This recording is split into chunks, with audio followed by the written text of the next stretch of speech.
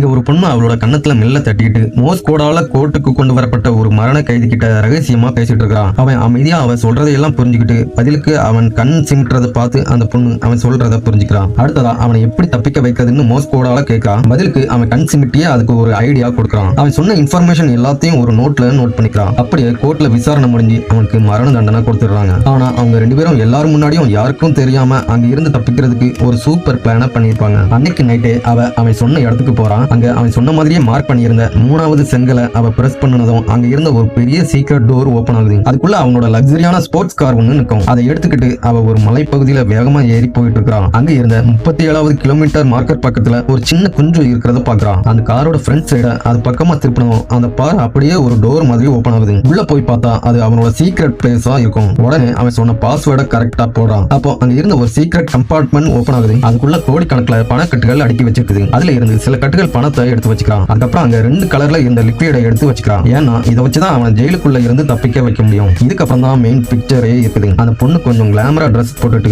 நேரா அவளை காதலிக்கிற மினிஸ்டரை பார்க்க போறான். அப்போ அவர்கிட்ட போனதும் அவரோட நெஞ்சு படப்படன்னு அடிச்சுக்குது.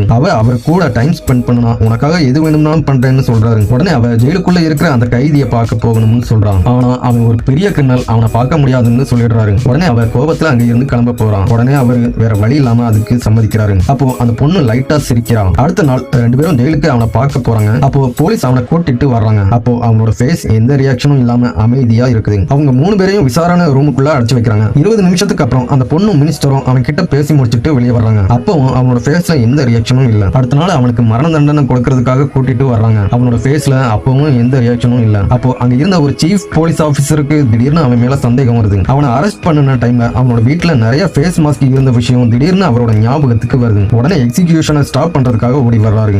அதுக்குள்ள அவனோட தலையை கட் பண்ணிடுறாங்க. அவர் அந்த தலையில மாஸ்கை ரிமூவ் பண்ணிட்டு பார்க்கும்போது அதுக்குள்ள மினிஸ்டரோட தலை இருக்கிறத பார்த்து ஷாக் ஆகுறாரு. ஆக்சுவலா அவன் முன்னாடியே அந்த மினிஸ்டரோட போட்டோவை வச்சு கரெக்டா அதே மாதிரி ஒரு மாஸ்கை உருவாக்கி வச்சிருந்திருப்பான். அதுக்கு முந்தின நாள் அவனை மீட் பண்ணும்போது வார்டன் அங்க இருந்து போனதும் அவ பின்னாடி மறைஞ்சு நின்று அந்த மினிஸ்டரோட கழுத்துல ஒரு இன்ஜெக்ஷனை போட்டிருப்பான். அதுல அவரோட நரம்புகள் செயலிழந்து போயிருக்கும். அதனால அவரால் அப்போ எதுவும் செய்ய முடிஞ்சிருக்காது. அதுக்கப்புறம் அவ ஒரு டூலை கொடுத்து அவனோட கை விலங்க கலட்ட வச்சிருப்பான். அதுக்கப்புறம் அவருக்கு இன்னொரு இன்ஜெக்ஷனை போடுறான். இதுக்கப்புறம் அவரால் பேசவும் யோசிக்கவும் முடிஞ்சிருக்காது. கடைசியில மினிஸ்டரோட மாஸ்க் போட்டுட்டு அங்க இருந்து சக்சஸ்ஃபுல்லா அவன் தப்பிச்சு போயிருப்பான்.